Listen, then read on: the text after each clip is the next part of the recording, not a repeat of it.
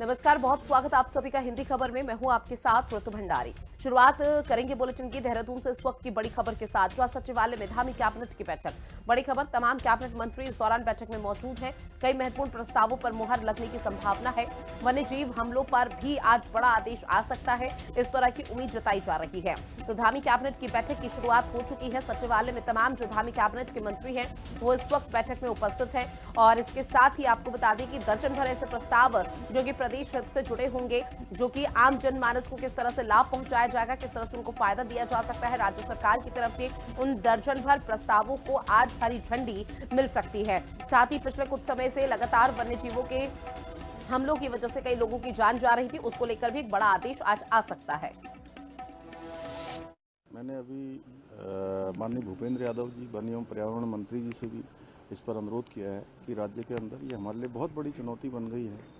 जगह जगह पर ये मानव वन्य जीव संघर्ष से, भालू के हमलों के कारण से, गुलदार के हमलों के कारण से लगातार बढ़ रहा है। हम जगह जगह रेस्क्यू सेंटर बनाने का भी हमने काम प्रारंभ कर दिया है। इसके अतिरिक्त जो सभी हमारे अधिकारी हैं वो ग्राउंड पर जाएं, गश्त लगाएं और किसी भी कीमत पर जान माल की सुरक्षा की जाए, उसके लिए सारे काम आगे किए जा रहे हैं। सिंह धामी को भी आपने सुना, और बैठक शुरू होने से पहले सीएम धामी का ये स्टेटमेंट सामने आया, जहां उन्होंने कहा कि पिछले कुछ समय से गुलदार, भालू, हाथियों का जो अटैक है वो आम जनमानस पर बहुत ज्यादा बढ़ चुका है और वन्य जीव के हमलों की वजह से आम जनमानस और मासूम लोगों की जान जा रही है। और सबसे ज्यादा ये पशु है उनकी तरफ से जो अटैक किया जा रहा है वो मासूम बच्चे और महिलाओं को अपना शिकार बनाया जा रहा है। उसको लेकर आज कोई बड़ा आदेश आ सकता है, क्योंकि राज्य सरकार उसको लेकर बेहद गंभीर नजर आ रही है और इसीलिए उम्मीद जताई जा रही है कि आज एक बड़ा आदेश उस कैबिनेट बैठक में जारी हो सकता है। शुभांगी मेरी सहयोगी देहरादून से लाइव बनी हुई है। शुभांगी, कैबिनेट बैठक को लेकर क्या अपडेट है आपके पास? देखिए, कैबिनेट बैठक सचिव मुख्यमंत्री के साथ 5 कैबिनेट मंत्री आज इस बैठक में मौजूद हैं और क्योंकि बहुत सारे मुद्दे इस वक्त प्रदेश के अंदर गरमाए हुए हैं जिन पर आज कैबिनेट फैसला ले सकती है। सबसे पहले तो क्योंकि वन्यजीव के जो हमले लगातार बढ़ रहे हैं उससे पूरा प्रदेश इस वक्त ग्रस्त है, चाहे वो कितने गढ़वाल के कुमाऊं के इलाके हो, वहां पर लगातार हमले हो रहे हैं। हाल ही का जो लेटेस्ट वीडियो है उसमें हमने देखा कि बच्चों पर भालू जो है उसने हमला किया, तो कहीं ना कहीं बच्चे भी सेफ नहीं है, स्कूल जाने से डर रहे हैं, जो आसपास के लोग हैं वो डर रहे हैं। ऐसे में आज इस कैबिनेट में कोई बड़ा निर्णय जो है वो वन्यजीव संघर्ष को लेकर लिया जा सकता है। इसके अलावा अगर मैं बात करूं तो यहां पर अधिवक्ता लंबे समय से हड़ताल पर बैठे हुए, लगातार घंटाघर कल जो है जाम किया गया, लगातार सड़कों को जाम किया जा रहा है। उनके चैम्बर निर्माण को लेकर जो मांग है उस पर आज कोई फैसला कैबिनेट ले सकता है। इसके अलावा अगर मैं बात करूं तो विभागों की सेवा नियमावली में संशोधन आज संभावित है। इसके अलावा राज्य कर्मचारियों से जुड़े हुए कई सारे मुद्दे हैं जिनको लेकर आज कैबिनेट में फैसला लिया जा सकता है। कई सारे विभागों ने अपने प्रस्ताव तैयार किए जो आज कैबिनेट पर रखे जाएंगे और मंथन के बाद उन पर आज कई बड़े निर्णय देखने को मिल सकते हैं। हालांकि देखिए, दो यहाँ पे प्रस्ताव जो यहाँ पारित किए जा सकते हैं, जो इस आदेश का लगातार हम जिक्र कर रहे हैं, वन्यजीव हमले और यहाँ पे अधिवक्ताओं की हड़ताल को लेकर, दोनों बेहद महत्वपूर्ण हो जाते हैं। लेकिन आज जो भी यहाँ पर फैसला अधिवक्ताओं की हड़ताल को लेकर सीएम पुष्कर सिंह धामी इस बैठक के माध्यम से लेंगे, तो उसके बाद क्या लग रहा है कि अधिवक्ताओं के हित में जो भी फैसला होगा उसके बाद ये हड़ताल का समापन? बिल्कुल, देखिए, क्योंकि अधिवक्ता जो है लगातार एक लिखित में जो है चाह रहे हैं आश्वासन की उनका जो चैम्बर निर्माण का जो कार्य है उसको लेकर सरकार लिखकर दे।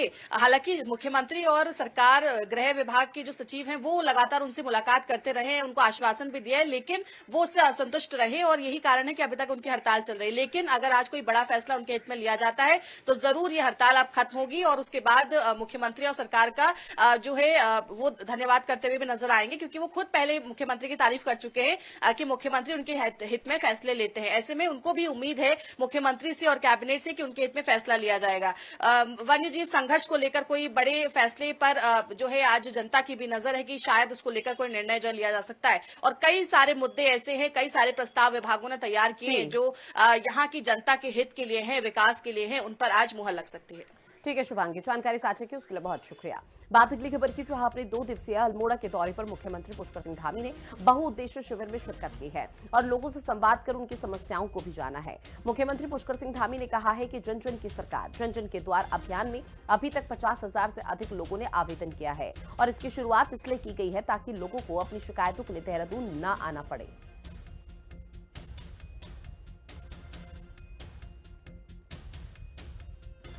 आपको 1-2 दिनों के अंदर ही चूँकि अभी तक इन शिविरों से 50,000 के लगभग लोगों ने कहीं न कहीं किसी न किसी रूप में अपने आवेदन किए हैं या अपनी समस्याएं बताई हैं। और ये जन जन की सरकार, जन जन के द्वार, ये हमारा कार्यक्रम इसीलिए चलाया गया है कि दूर दराज के लोगों को जिला मुख्यालयों में, राजधानी में आने में बहुत परेशानियों का सामना करना पड़ता था, समय भी लगाना पड़ता था, साधन भी लगाने पड़ते थे और कार्यालयों को चक्कर लगाने पड़ते थे। उनको कार्यालयों को चक्कर न लगाने पड़े, उनको कोई परेशानी न हो, उनके घर के पास ही सरकार पहुंचे, इसलिए 45 दिनों का ये अभियान चलाया गया है। इसमें हमारे सभी जनप्रतिनिधि भी भाग लेंगे। उनसे भी हमने अनुरोध किया है, हमारे माननीय मंत्रीगण हैं, वो भी अपने अपने जनपदों में, 2-2 जनपदों में जहाँ भी उनका निर्धारित होगा उसमें जाएंगे। हमारे सांसदगण भी जाएंगे, विधायकगण भी जाएंगे, अन्य जनप्रतिनिधि भी जाएंगे, जो हमारे जिला पंचायत, क्षेत्र पंचायत, ग्राम प्रधान अपने अपने क्षेत्रों में। वहीं राष्ट्रीय किसान दिवस के खास अवसर पर प्रदेश के कृषि मंत्री गणेश जोशी देहरादून स्थित रानी पोखरी भटनगर गांव में किसानों के बीच पहुंचे और सीधे खेतों में जाकर खेती किसानी की जमीनी हकीकत को जाना। कृषि मंत्री गणेश जोशी ने किसानों से रूबरू होकर उनकी समस्याएं सुनी है और उनके बहुमूल्य सुझावों को गंभीरता से लिया। वहीं कृषि मंत्री ने खेतों में फसलों का अवलोकन करते हुए किसानों से उत्पादन लागत, सिंचाई व्यवस्था, बीज, खाद, कीटनाशक और विपणन को लेकर भी जानकारी दी।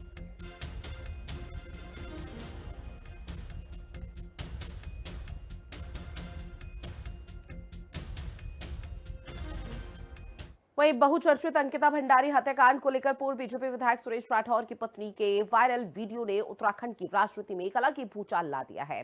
महिला वीडियो में अंकिता मर्डर केस में किसी वीवीआईपी गट्टू का जिक्र कर रही है, जिसके इशारे पर यह मर्डर हुआ है। वहीं विपक्ष लगातार अब बीजेपी पर हमलावर है, तो वहीं दूसरी ओर बीजेपी पूरे मामले पर कांग्रेस की तरफ से मुद्दों को भटकाने का आरोप लगा रही है।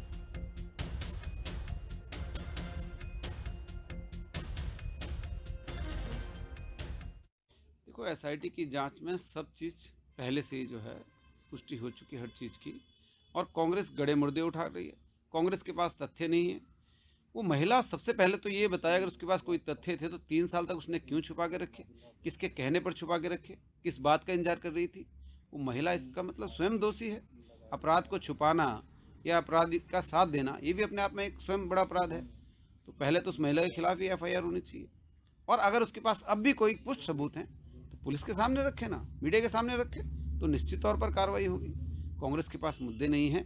कांग्रेस इधर उधर हवा में लटकते हुए मुद्दों को उठाकर 2027 का चुनाव एन के एन प्रकरण जीतना चाहती है, जो अब मुझे लगता है कि कांग्रेस के बस का नहीं है। और 2027 में कांग्रेस की हैट्रिक हार की उत्तराखंड में होने वाली है। वहीं अंकिता भंडारी हत्याकांड एक बार फिर से सुर्खियों में है, जहां बीजेपी के पूर्व विधायक सुरेश राठौर की पत्नी उर्मिला राठौर की तरफ से सोशल मीडिया पर एक वीडियो जारी किया गया, जो कि अब तेजी से वायरल हो रहा है। इस वीडियो के बाद अब कांग्रेस सीबीआई जांच की मांग कर रही है और बीजेपी पर वार करती हुई नजर आ रही है। इस पर पूर्व मुख्यमंत्री हरीश रावत ने भी तीखी प्रतिक्रिया दी। उन्होंने कहा कि अंकिता हत्याकांड में केवल एक लड़की की हत्या नहीं, बल्कि उत्तराखंड के स्वाभिमान की हत्या हुई थी। हरदा ने आगे कहा कि मैं नाम नहीं लूंगा, लेकिन वो गट्टू ही वीआईपी है, जिसे बचाने के लिए देहरादून से दिल्ली तक की सरकार लगी हुई थी। देखिए, अंकिता हत्याकांड एक हत्याकांड ही नहीं था, एक लड़की की हत्या नहीं हुई थी, उत्तराखंड के स्वाभिमान की हत्या हुई थी। और हम तब से कह रहे थे, उनके माँ बाप ने भी कहा कि कोई वीआईपी था, और अंकिता ने स्वयं अपने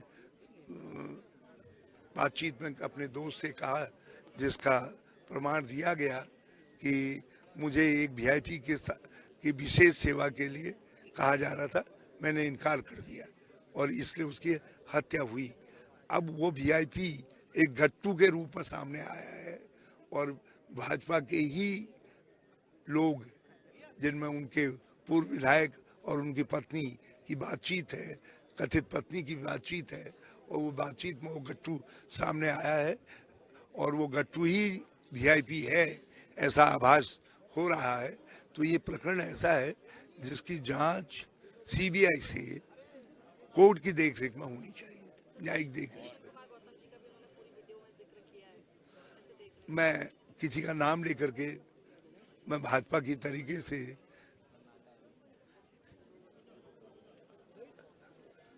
दुष्ट नहीं हूं, वही बात अगली खबर की, जहां बीजेपी से निष्कासित पूर्व विधायक सुरेश राठौर ने अंकिता भंडारी हत्याकांड से जुड़े चर्चित वीडियो पर सफाई दी है। प्रेस क्लब हरिद्वार में प्रेस कॉन्फ्रेंस करते हुए सुरेश राठौर ने वीडियो को एआई जनरेटेड और फर्जी बता दिया। सुरेश राठौर ने वीडियो जारी करने वाली और उन पर आरोप लगाने वाली महिला उर्मिला सनावर पर भी कानूनी कार्रवाई की मांग की है। सुरेश राठौर का कहना है कि लगातार उनकी सामाजिक और राजनीतिक सभी तरह से उनकी इमेज को खराब करने की कोशिश की जा रही है। अंकिता भंडारी को लेकर मेरा ऑडियो प्रस्तुत किया जा रहा है, मेरे भारतीय जनता पार्टी के लोगों को बदनाम करने की साजिश की जा रही है, षड्यंत्र किया जा रहा है, उसमें देश और प्रदेश के नेताओं का नाम लिया जा रहा है। तो ये गैर कानूनी तरीके से एआई निर्मित करके उसको मेरे को बदनाम करने के लिए, मेरी छवि को खराब करने के लिए, मेरी भारतीय जनता पार्टी की छवि को खराब करने के लिए जो षड्यंत्र किया जा रहा है उसकी फॉरेंसिक जांच होनी चाहिए और उनके मोबाइल को अपने कब्जे में लेकर मेरी मांग ये है कि इस तरह के कृत्य ये पिछले 1.5-2 सालों से मेरे विरुद्ध करती रही है, मेरी सामाजिक राजनीतिक छवि को खराब करती रही है, कहीं बैठकर कहीं अनर्गल प्रचार प्रसार करती रहती है, उसके विरुद्ध कानूनी कार्रवाई के रूप में ये सनसनी फैलाने का, अराजकता फैलाने का और मेरे विरुद्ध प्रचार प्रसार करने का ये मुकदमा दर्ज किया जाना चाहिए, ऐसी मैं मांग करता हूँ। अगली बड़ी खबर जो है, देहरादून पुलिस ने एक बड़ा एक्शन लिया है। एआई जनरेटेड वीडियो पर कार्रवाई की है, जहां पूर्व सीएम हरीश रावत का वीडियो बनाया गया था एआई जनरेटेड और ऐसे में बीजेपी के सोशल मीडिया प्लेटफॉर्म से उसे जारी किया गया था। जिसके बाद हरीश रावत ने, आपको बता दें कि थाने में जाकर शिकायत दर्ज कराई, उस पर एफआईआर हुई। आईटी एक्ट और बीएनएस की धाराओं के तहत अब केस दर्ज हो चुका है और इस पूरे मामले को लेकर अब पुलिस जैसे ही संज्ञान ले रही है तो इस पर कार्रवाई कर रही है। जिसने भी इस वीडियो को बनाया उस पर भी अब कार्रवाई की जाएगी। तो बड़ी खबर जो आपको बता दें कि हत्या की शिकायत पर एफआईआर दर्ज की गई। खुद हरीश रावत की तरफ से कहा गया था कि 4 घंटे की कड़ी मशक्कत के बाद जो थाना प्रभारी हैं उनके हाथ कांप रहे थे एफआईआर दर्ज करने में, लेकिन आखिरकार एफआईआर दर्ज हो चुकी है और कार्रवाई की जा रही है। अगली खबर जहां सुप्रीम कोर्ट ने उत्तराखंड राज्य की वन भूमि पर अवैध कब्जों पर कड़ा रुख अपनाया है। चीफ जस्टिस सूर्यकांत धस्माना ने सरकार की निष्क्रियता पर स्वतः संज्ञान लेते हुए जांच समिति गठित कर विस्तृत रिपोर्ट मांगी है। साथ ही निर्माण कार्य पर फिलहाल रोक रहेगी। चीफ जस्टिस सूर्यकांत ने इस पर नाराजगी जताते हुए कहा है कि हमारे लिए बेहद चौंकाने वाला है कि उत्तराखंड सरकार और उसके अधिकारी अपनी आंखों के सामने वन भूमि पर हो रहे अतिक्रमण को मूकदर्शक की तरह देख रहे हैं।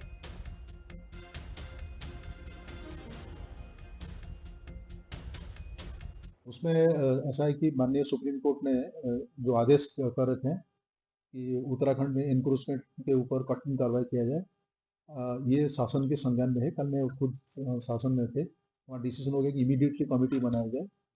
तो उसमें फॉरेस्ट डिपार्टमेंट का भी कमेटी के मेंबर रहेंगे एवं रेवेन्यू डिपार्टमेंट के भी। तो उस पर पूरा परीक्षण किया जाएगा कि किस प्रकार का एनक्रोचमेंट कहाँ पर हो रहा है और इसको कैसे, जो खाली जगह पड़ा हुआ है, किसी वन विभाग को वापस दिया जाए। इसके ऊपर कार्रवाई ऑलरेडी शुरू हो चुका है। अच्छा सर, इसमें जिस तरह की सुप्रीम कोर्ट की जब पढ़ रहे थे वही कमेटी का मेन मैंडेट वही है कि अभी हमको देखना है कि एग्जैक्ट कितने जमीन कब्जा हुआ है, क्योंकि हमारे पास तो एवरी मंथ उसका रिकॉर्ड में आता है। तो उसी को अभी एक व्यवस्थित ढंग से अभी माननीय सुप्रीम कोर्ट के सामने उसको हमने रखेंगे। वहीं सुप्रीम कोर्ट ने उत्तराखंड में वन भूमि पर अतिक्रमण और अवैध कब्जे पर नाराजगी जताते हुए आवासीय घरों को छोड़कर खाली जमीन पर अपने कब्जे में लेने का आदेश दिया है।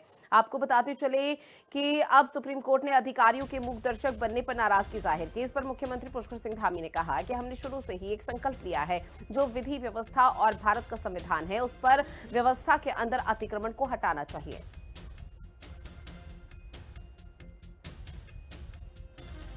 जो भी निर्णय आया है उस पर हमारी सरकार और तेज़ी से काम करेगी। वैसे कहीं पर भी अतिक्रमण हो, किसी प्रकार का भी अतिक्रमण हो, उस अतिक्रमण को हमने शुरू दिन से एक संकल्प लिया है कि जो विधि व्यवस्था है, भारत का संविधान है, व्यवस्था है, उसके अनुरूप उसको हटना चाहिए, अतिक्रमण खाली होना चाहिए। और आपने देखा होगा कि हमने अतिक्रमण हटाने का अभियान प्रारंभ किया, लोगों को सूचना दी और अब ये अभियान इतना आगे बढ़ गया है कि 10,000 एकड़ ज़मीन हमारे राज्य की दृष्टि से मैं समझता हूँ कि बहुत बड़ा फिगर है, बहुत बड़ी मतलब इतनी बड़ी फिगर 10,000 एकड़ खाली होना अपने आप में एक बड़ा काम है।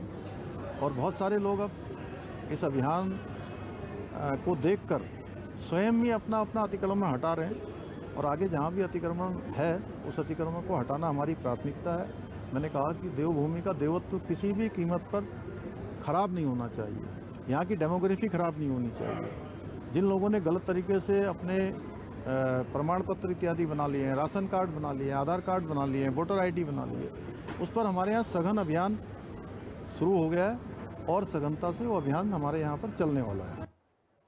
बात अगली खबर की, जहां बीते दिनों चमोली में स्कूल में हुई घटना से सनसनी फैली हुई है। दरअसल कक्षा के अंदर पढ़ाई कर रहे एक बच्चे को भालू उठाकर ले गया, जिसे 2 बहादुर बच्चियों ने बचाया। अब इस मामले से शासन प्रशासन में हड़कंप की स्थिति है। आपको बता दें, शिक्षा मंत्री धन सिंह रावत ने जानकारी दी है कि जहां ये घटना घटित हुई है वहां पर स्कूल का समय अब बदल दिया जाएगा। साथ ही वन विभाग और जिला प्रशासन से निवेदन किया गया है कि बच्चों के लिए सुरक्षा के लिए उचित उपाय किए जाए। एक तो हमने स्कूल के टाइम बदल रहे हैं, कल ही देखा होगा आपने, आदेश हमने किया है।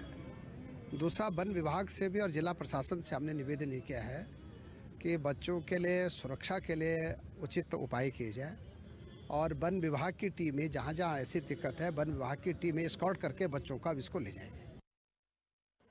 अगली बड़ी खबर, जहां उत्तराखंड में 3 दिनों तक मौसम शुष्क रहने का अनुमान है। बड़ी खबर, मैदानी इलाकों में कोहरा छाने की घनी चेतावनी जारी की गई है। हरिद्वार, उधम सिंह नगर के लिए येलो अलर्ट घोषित कर दिया गया है। साथ ही देहरादून में धूप निकलने से तापमान में बढ़ोतरी, जहां उधम सिंह नगर में घने कोहरे से अब सर्दी एक बार फिर से बढ़ चुकी है। साथ ही सुबह और शाम ठंड ज्यादा है, जिसकी वजह से विजिबिलिटी बेहद कम मापी जा रही है और आवाजाही में कई तरह की परेशानी भी हो रही है। कोहरे के कारण हवाई सेवाओं पर भी अब इसका असर देखने को मिल रहा है और आने वाले समय में यानी कि 2 से 3 दिनों तक मौसम इसी तरह से शुष्क बना रहेगा।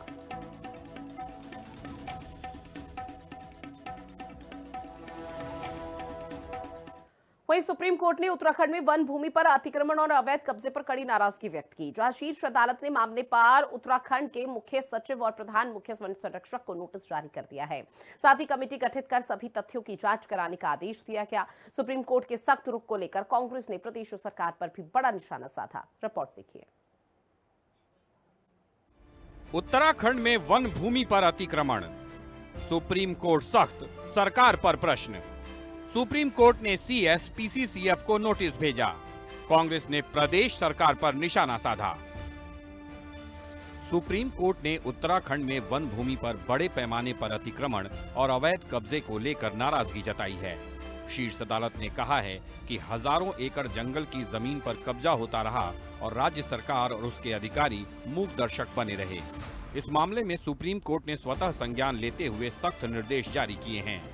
उत्तराखंड निवासी अनीता कंडवाल की याचिका पर सुनवाई करते हुए मुख्य न्यायाधीश सूर्यकांत और न्यायमूर्ति जॉय माल्य बागची की वेकेशन बेंच ने उत्तराखंड के मुख्य सचिव और प्रधान मुख्य वन संरक्षक को एक फैक्ट फाइंडिंग कमेटी गठित करने का आदेश दिया है। कोर्ट ने कमेटी से वन भूमि पर हुए अतिक्रमण की जांच कर विस्तृत रिपोर्ट पेश करने को कहा है। साथ ही कोर्ट ने कहा है कि रिहायशी मकानों को छोड़कर जो भी खाली वन भूमि है उस पर वन विभाग तत्काल कब्जा ले। सुप्रीम कोर्ट के सख्त रुख पर उत्तराखंड में हड़कंप मच गया है।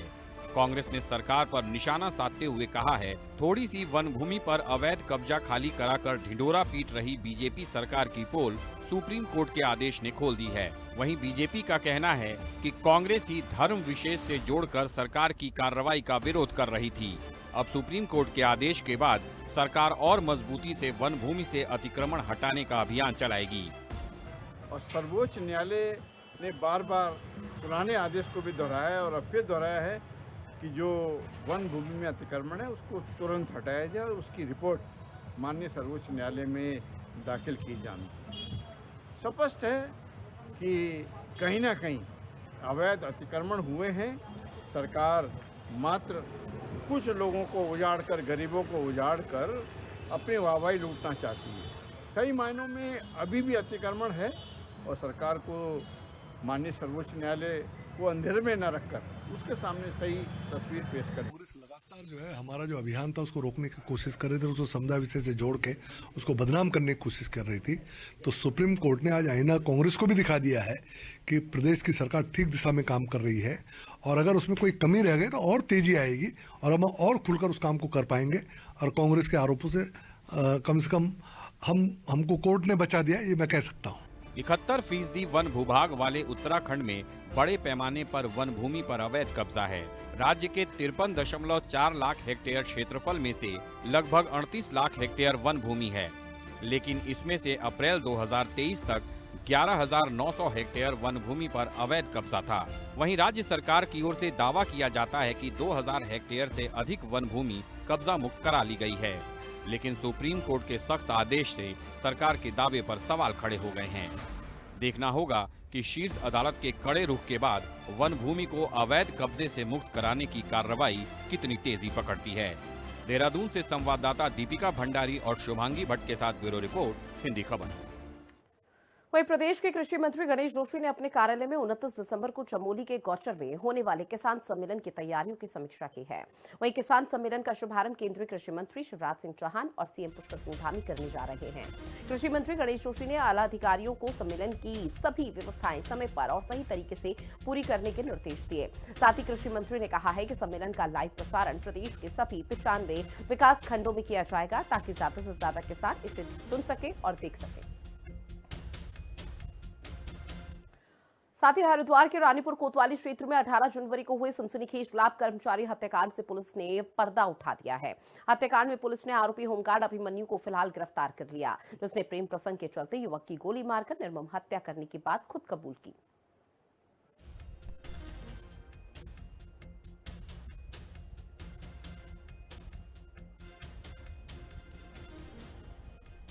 पिछले 1 साल से पुलिस इस पर लगातार काम कर रही थी। पिछले कुछ समय में पुलिस के द्वारा इसमें जो प्रयुक्त स्कूटी है उसके बारे में जानकारी और किन लोगों के जो इसके संपर्क में आए हैं उसके बारे में जानकारी की गई। तो एक नया एंगल इसमें सामने आया था कि जो मृतक है वो एक महिला के साथ संपर्क में पूर्व में था, जिसको वो फ़ोन और मैसेजेस कर रहा था। उस महिला के जो वो होमगार्ड में थी, उसका एक जो पुरुष मित्र था वो भी होमगार्ड में है, जो अभियुक्त भी है, उसके द्वारा इस पर आपत्ति भी की जा रही थी और उसी के ने इस पूरे घटनाक्रम को अंजाम दिया है। कल पुलिस ने उसको हिरासत में लिया था और उससे जब पूछताछ की गई तो उसके द्वारा पूरे घटनाक्रम को स्वीकार भी किया है और इस घटना में प्रयुक्त जो तमंचा है उसको भी उसने रिकवर कराया है। इस पूरे घटनाक्रम में अभियुक्त को हिरासत में लिया गया है, न्यायिक परीक्षा में उसे भेजा जाएगा। आगे विवेचना प्रचलित है, जिस भी प्रकार से आगे चीज़ें आएंगी उसको विवेचना में सम्मिलित किया जाएगा। बात करेंगे हल्द्वानी के जहां लामचौड़ इलाके के बच्ची नगर में एक ही घर में 2 शव मिले हैं। मृतक को 2 सगे भाई बताए जा रहे हैं। पुलिस मौके पर पहुंची, घर को सील कर सभी सुराग इकट्ठा कर रही है। मृतकों की पहचान फिलहाल मनोज और सुनील के रूप में हुई है। पुलिस के मुताबिक पोस्टमार्टम और जांच के बाद ही मौत के कारण स्पष्ट हो पाएंगे।